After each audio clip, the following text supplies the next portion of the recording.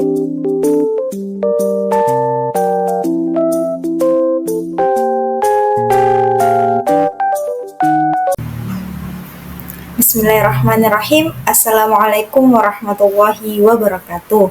Hari ini kita akan belajar materi bab 2 terkait cabang iman, memenuhi janji, mensyukuri nikmat, memelihara lisan dan menutup aib orang lain. Adapun capaian pembelajaran pada hari ini yaitu terkait elemen akidah. Peserta didik menganalisis cabang-cabang iman, keterkaitan antara iman, Islam, dan ihsan, serta dasar-dasar, tujuan, dan manfaat ilmu kalam. Mempresentasikan tentang cabang-cabang iman, dasar-dasar, tujuan, dan manfaat ilmu kalam.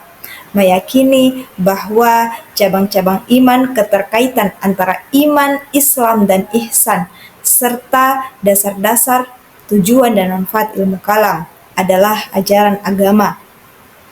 Membiasakan sikap tanggung jawab, memenuhi janji, mensyukuri nikmat, memelihara lisan, menutup aib orang lain, jujur, peduli sosial, ramah, konsisten, cinta damai, rasa ingin tahu, dan pembelajaran sepanjang hayat. Adapun tujuan pembelajaran pada hari ini yang pertama, menjelaskan cabang-cabang iman, memenuhi janji, mensyukuri nikmat, memelihara lisan dan menutup aib orang lain. Yang kedua, menganalisis cabang iman, memenuhi janji, mensyukuri nikmat, memelihara lisan dan menutup aib orang lain.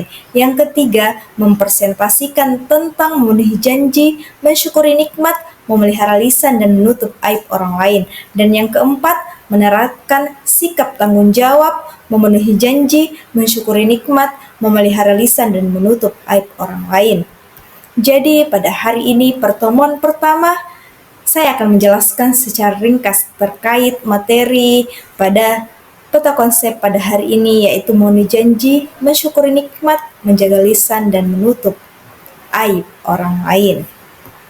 Baik, pada materi yang pertama yaitu pengertian memenuhi janji. Salah satu bukti berimannya seseorang adalah memenuhi janji, dan ia menjadi bagian dari akhlak terpuji yang seharusnya menghiasi pribadi setiap orang beriman. Adapun padanan kata janji dalam bahasa Arab adalah akad. Melalui kata ini muncul kata yang sering kita dengar yakni akad, akidah, dan akad nikah. Menurut bahasa, akad berarti perjanjian atau ikatan yang kuat. Jadi memenuhi janji merupakan kewajiban yang menjadi tanda orang itu beriman atau tidak. Itu sebabnya janji dikaitkan dengan makna bahasa, maka janji itu harus ditepati dan dipenuhi. Dan kita diingatkan bahwa setiap janji akan dimintakan pertanggungjawaban. Janji terbagi menjadi dua, yaitu janji kepada Allah dan janji kepada manusia. Adapun balasan orang yang memenuhi janji yang pertama mendapatkan predikat sebagai muttaqin dan menjadi sebab tergapainya sifat muttaqin dalam Quran surah Al-Imran ayat 76.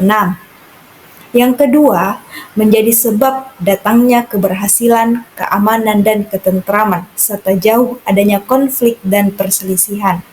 Yang ketiga, menghindari pertumpahan darah dan terjaga dari mengambil hak orang lain, baik dari pihak muslim atau non-muslim, dalam Quran surah Al-Anfal ayat 72. Dan yang keempat, dapat menghapus kesalahan dan menjadi sebab dimasukkannya ke dalam surga dalam Quran surah Al-Baqarah ayat 40 dan Quran surah Al-Maidah ayat 12. Selanjutnya, mensyukuri nikmat. Ada dua kata dasar digunakan, yakni syukur dan nikmat. Syukur merupakan bentuk keridhaan atau pengakuan terhadap rahmat Allah Subhanahu wa taala dengan setulus hati, maka makna lainnya adalah pujian atau pengakuan terhadap segala nikmat Allah Subhanahu wa taala yang dibuktikan dengan kerendahan hati dan ketulusan menerimanya yang diwujudkan melalui ucapan, sikap, dan perilaku. Sementara makna nikmat menurut bahasa adalah pemberian, anugerah, kebaikan, dan kesenangan yang diberikan manusia, baik berupa rezeki, harta, keluarga, maupun segala kesenangan yang lain. Seringkali kita diingatkan oleh khatib atau dai bahwa nikmat terbesar itu adalah iman dan Islam. termasuk juga nikmat sehat walafiat. Ayat tentang mensyukuri nikmat dalam Quran surah Ibrahim ayat 7 yang berbunyi A'udzu billahi minasyaitonir rajim wa idza ta'adzana rabbukum la in syakartum la azidannakum wa la in kafartum inna adzabi lasyadid. Ingatlah ketika Tuhan memaklumkan, sesungguhnya jika kamu bersyukur, niscaya aku akan menambah nikmat kepadamu. Tetapi jika kamu mengingkari nikmatku, sesungguhnya azabku benar-benar sangat keras. Inilah surah atau ayat yang berkaitan tentang mensyukuri nikmat. Selanjutnya, keuntungan bagi orang yang bersyukur. Yang pertama, jauh lebih produktif. Yang kedua, manfaatnya kembali kepada diri sendiri. Dan yang ketiga, lebih bahagia dan optimis. Materi selanjutnya itu tentang memelihara lisan. Memelihara lisan adalah menjaga agar ucapan kita tetap baik, tidak menyakiti hati orang lain, dan menghindari perkataan yang tidak bermanfaat atau berdosa. Ini mencakup menghindari gosip, fitnah, dan kata-kata kasar. Memelihara lisan merupakan aspek penting dari akhlak yang baik dalam Islam. Lisan antara fitnah, ghibah, dan buhtan. Apa yang dimaksud di antara tiga hal ini? Yang pertama, fitnah dalam konteks berbicara merujuk pada tuduhan atau pernyataan yang tidak benar yang dapat merusak reputasi orang lain. Adapun ghibah adalah tindakan berbicara tentang kekurangan atau keburukan seseorang di belakang mereka, terutama jika orang tersebut tidak ada di tempat.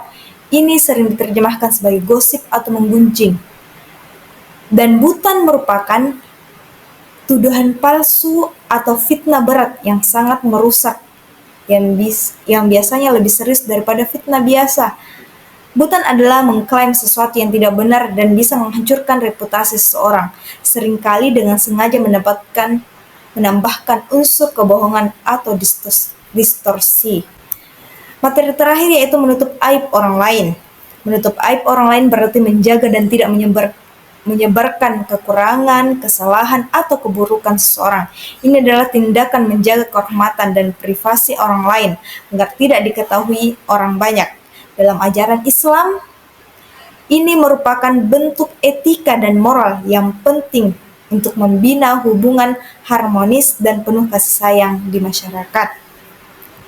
Adapun hikmah menutup aib orang lain yaitu yang pertama, menjaga kehormatan dan martabat. Dengan menutup aib orang lain, kita menghargai dan menjaga privasi mereka. Ini merupakan bentuk penghormatan terhadap kehormatan dan martabat individu dan menunjukkan bahwa kita peduli dengan perasaan mereka. Yang kedua, mendapatkan pahala dan keberkahan. Menutup aib orang lain adalah tindakan yang disukai oleh Allah Subhanahu wa taala dan mendatangkan pahala. Sesuai sabda Rasulullah SAW, barang siapa yang menutup aib orang lain atau aib seorang muslim, maka Allah akan menutup aibnya dunia dan akhirat. Yang ketiga, menjaga kesatuan dan persatuan. Menutup aib mencegah perpecahan yang bisa merusak atau mendatangkan konflik yang timbul dari penyebaran keburukan. Ini membantu menjaga persatuan dan kesatuan dalam persaudaraan. Ya, demikianlah penyampaian materi pada hari ini. Semoga dapat bermanfaat untuk semuanya. Terima kasih. Wassalamualaikum warahmatullahi wabarakatuh.